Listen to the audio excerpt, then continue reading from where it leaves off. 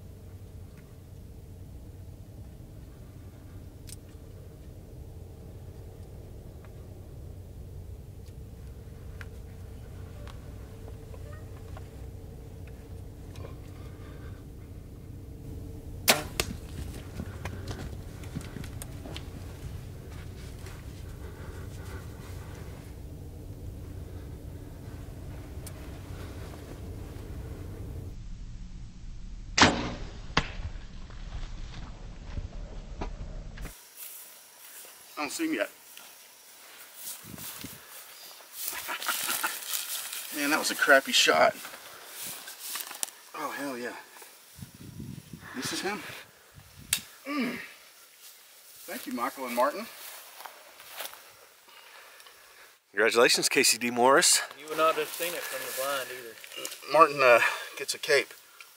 You know what? You're right. Isn't that the way they always... He's riggered, didn't he? He really is. I'm a little surprised. You were far more confident than I was, Michael, when you saw that video. But do not like it when they don't spray blood like paint. He's awesome. He's like 60 inches out of a tent blind this morning that we set up, I guess 2 nights ago, on a draw where we I had set in a nearby tower stand and saw deer coming through the draw during a scouting hunt earlier in the weekend. So we set that blind up. Had an encounter with a really nice buck last night. I didn't make it count. Not to be one to give up, I made it back out there this morning, and really early this old timer came strolling in, went straight to the corn, stood broadside and gave me the shot I wanted. I didn't think I put that great a shot on him.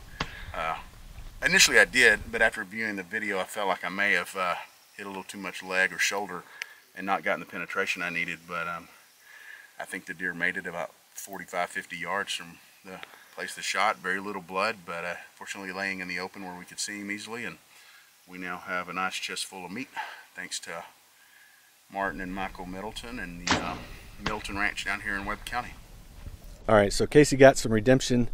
Although it wasn't the buck that he was after, it was a good mature buck, but I'm absolutely thrilled that he was able to get a shot at a true trophy buck here for this ranch, and then shot a real old mature deer as kind of a consolation prize. But if this is indeed our last hunt on the property, then I know it's a memory that both Casey and I will have, and I'm thankful and appreciative of that.